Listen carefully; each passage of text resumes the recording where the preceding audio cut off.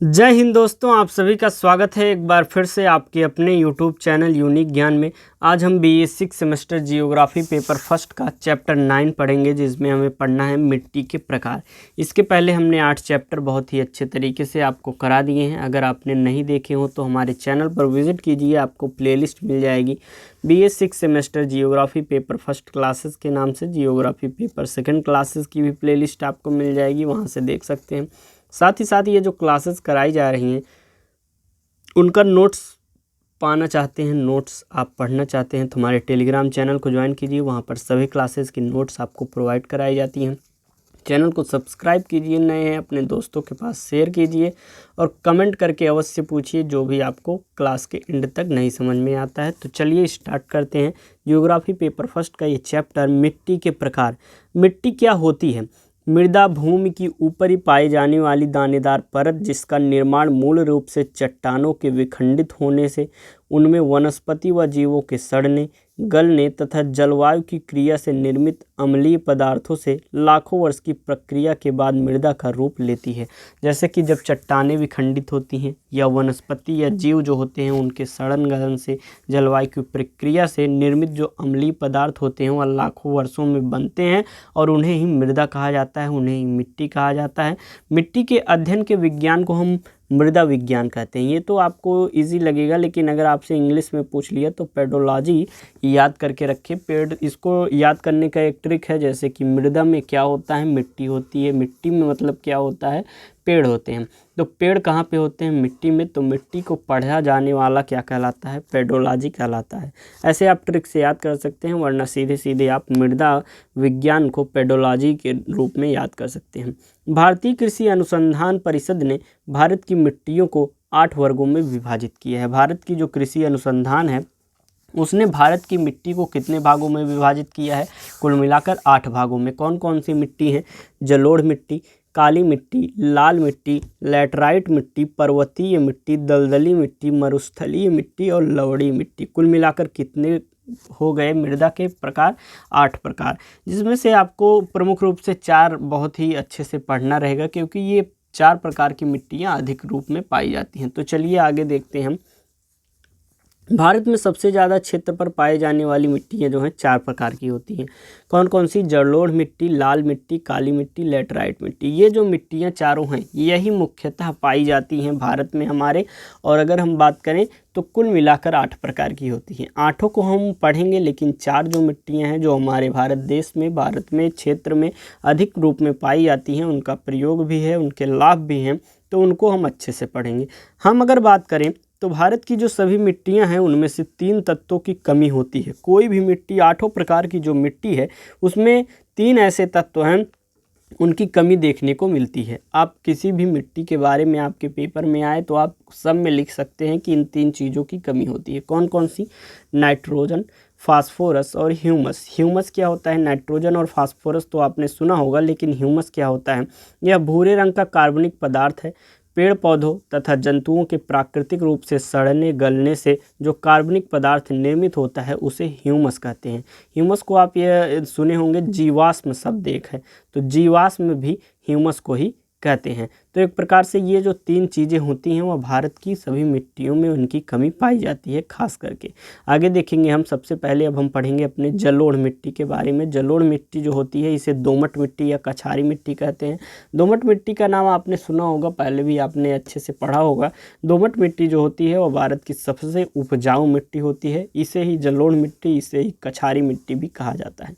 जलोढ़ मिट्टी नदियों द्वारा पहाड़ी क्षेत्रों से लाकर मैदानी क्षेत्रों में बिछा दी जाती है। अभी हमने आपको जब बताया, मृदा की परिभाषा बताई मृदा क्या होती है, तो उसमें आपने देखा कि पहाड़ों के विखंडन से मृदा बनती है और साथ ही साथ जीवाश्मों के, जैसे कि पेड़ पौधे वनस्पतियों के सड़ने गलने से मृदा बनती है। तो विभिन्न प्रकार से मृदा बनती है। तो यह जो दोमट मिट्टी है यह नदियों द्वारा पहाड़ी क्षेत्रों से लाकर मैदानी क्षेत्रों में बिछा दी जाती है। यह एक प्रकार की मिट्टी होती है। और जलोढ़ मिट्टी जो है वह भारत में पाई जाने वाली सर्वाधिक उपजाऊ मिट्टी होती है। आपसे पूछा जाए भारत में पाई जाने वाली वह कौन सी मिट्टी है जो सबसे ज़्यादा सर्वाधिक उपजाऊ होती है, सबसे अधिक उपजाऊ होती है, वह कौन सी है? दोमट मिट्टी या कछारी मिट्टी या फिर आपकी कौन सी? जलोढ़ मिट्टी। इसकी क्षेत्र की बात करें तो भारत का संपूर्ण उत्तरी मैदान जो है ये देखिए आपको देखने को मिल रहा है, ये जो कलर है आपको इंडिया का मैप बगल में बना दिख रहा है, उसमें जो कलर्ड है स्काई ब्लू, जो गाढ़ा है वहाँ पर ज़्यादा जलोढ़ मिट्टी है और जहाँ पर थोड़ा कम गाढ़ा है, लाइट है, हल्का है, वहाँ पर कम जलोढ़ मिट्टियाँ पाई जाती हैं।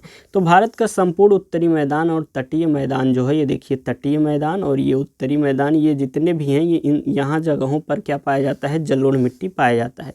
प्रचुरता इसमें किस चीज़ की होती है, चूना तथा पोटेशियम की जो है प्रचुर मात्रा में पाया जाता है। इसमें कमी हमने बताया कि हर एक मिट्टी में नाइट्रोजन, फास्फोरस और ह्यूमस की कमी पाई जाती है। ये मिट्टी जो है धान की खेती के लिए काफ़ी अच्छी मानी जाती है तथा साथ ही साथ गेहूं, मक्का, तिलहन, आलू की खेती भी इसमें की जाती है। आगे देखेंगे हम जलोढ़ मिट्टी जो है वह दो प्रकार की होती है। कौन कौन सी, बांगर मिट्टी और खादर मिट्टी। बांगर मिट्टी जो होती है वह उसे पुरानी जलोढ़ मिट्टी कहा जाता है और खादर मिट्टी जो होती है नई जलोढ़ मिट्टी कहलाती है। अब देखिए यहाँ पर आपको बिहार का मैप दिखाया गया है, तो इससे आप एक एग्जाम्पल के तौर पर इन मिट्टी को समझ पाएंगे, दोनों प्रकारों को, खादर और बांगर को। जैसे कि जो नई जलोढ़ मिट्टी है, अर्थात नए नए वहाँ पर जो मिट्टी, नदियाँ जो हैं वह नए नए पत्थरों को काट कर उनके पार्टिकल्स को यहाँ पर लाती है और नए मिट्टी को, नए जलोढ़ मिट्टी का निर्माण करती है, तो वो खादर कहलाती है। यहाँ से हमेशा जो है बाढ़ आ जाता है, नेपाल के क्षेत्र से पानी छोड़ा जाता है, तो ये बिहार का इतना जो क्षेत्र है यहाँ पर हमेशा जो है नई जलोढ़ मिट्टी पाई जाती है जिसे खादर कहते हैं। और यहाँ पर भी लगभग कुछ साल में कभी कभी जो है वह प्रचुरता पाई जाती है, एक प्रकार से मात्रा बढ़ती है। तो ये पुरानी जलोढ़ मिट्टी, ये हर वर्ष यहाँ पर नई मिट्टी आती है तो इसे खादर कहते हैं, और ये कुछ वर्षों में यहाँ पर परिवर्तित होता है तो इसे पुरानी जलोढ़ मिट्टी अर्थात बांगर कहते हैं। अब हम पढ़ेंगे काली मिट्टी को। काली मिट्टी जो है इसका निर्माण बेसाल्ट चट्टानों के टूटने फूटने से होता है। यहाँ पर देखिए जो काली मिट्टी है उसका क्षेत्र क्या आपको बताया गया है, यहाँ पर काली मिट्टी पाई जाती है। तो यह जो प्रायद्वीपीय क्षेत्र है, यहाँ पर ज्वालामुखी जब विस्फोट हुआ और उस लावा बना, और लावा जो है जब जम गया तो वो बेसाल्ट चट्टानें बनी, और वही बेसाल्ट चट्टानें आगे चलकर काली मिट्टी का रूप ले लेती हैं। काली मिट्टी को रेगुर मिट्टी, कपास की मिट्टी या लावा मिट्टी कहते हैं। रेगुर मिट्टी जो है उसे कहते हैं, कपास की मिट्टी कहते हैं क्योंकि उसमें कपास की खेती अच्छी होती है, और लावा मिट्टी इसलिए कहते हैं क्योंकि काली मिट्टी जो है हमने आपको बताया ज्वालामुखी के लावा से बनती है, इसलिए इसे लावा मिट्टी भी कहते हैं। इस मिट्टी का काला रंग जो है वो टिटेनीफेरस मैग्नेटाइट की उपस्थिति के कारण होता है।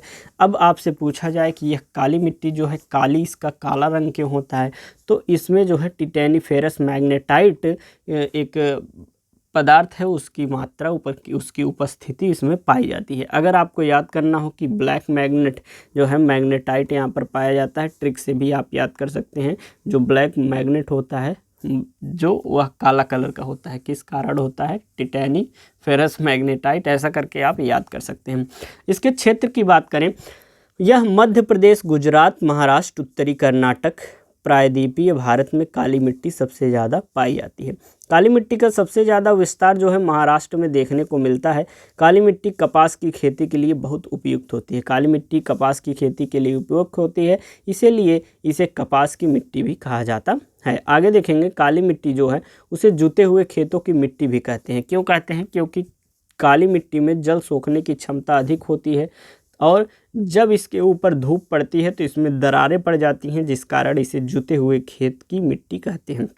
यह जो है काली मिट्टी एक प्रकार से जल सोखने की क्षमता इसकी बहुत अधिक होती है, और जब इस पर धूप पड़ती है तो ये जो मिट्टी देखिए आपको देखने को मिल रही है, इसमें दरारें पड़ गई हैं, और ये दरारें पड़ जाती हैं तो यह दिखने में लगती हैं कि जुते हुए खेत के बराबर हैं। तो इस प्रकार इसे खेत की मिट्टी, जुते हुए खेत की मिट्टी भी कहते हैं। अगला हमारा है लाल मिट्टी। लाल मिट्टी प्रायद्वीपीय भारत के कम वर्षा वाले क्षेत्र में पाई जाती है। इस मिट्टी का लाल रंग जो है फेरिक ऑक्साइड की उपस्थिति के कारण होता है। लाल मिट्टी का जो कलर है लाल, वह किसके कारण होता है, फेरिक ऑक्साइड के कारण होता है। इस मिट्टी में लोहा और सिलिका की अधिकता होती है। यह जो लाल मिट्टी है इसमें किसकी अधिकता होती है, लोहा और सिलिका की अधिकता होती है। आपको क्षेत्र देखने को मिल रहा होगा, यहाँ सब जगह लाल मिट्टी पाई जाती है। इस मिट्टी में जो है लोहा सिलिका होता है, और यह मिट्टी जो है तमिलनाडु, आंध्र प्रदेश, नागालैंड, महाराष्ट्र, कर्नाटक के कुछ भागों में पाई जाती है। सबसे ज़्यादा इसका विस्तार जो है वह तमिलनाडु के क्षेत्र में और आंध्र प्रदेश में देखने को मिलता है। यह मिट्टी बाजरे की खेती के लिए उपयुक्त है। जो लाल मिट्टी होती है यह बाजरे की खेती के लिए बहुत ही ज़्यादा उपयुक्त होती है। जब लाल मिट्टी जल को सोख लेती है यानी जल योजित रूप में होती है तब यह पीली दिखाई पड़ती है, अर्थात जब इसमें जल जो है समाहित हो जाता है, जल को सोख लेती है तो यह लाल जो है वह पीले कलर का हो जाता है, लाल मिट्टी। अगली मिट्टी हमारी है लैटराइट मिट्टी। यह मिट्टी उस क्षेत्र में पाई जाती है जहां 200 सेंटीमीटर से अधिक वर्षा हो और अत्यधिक गर्मी पड़े।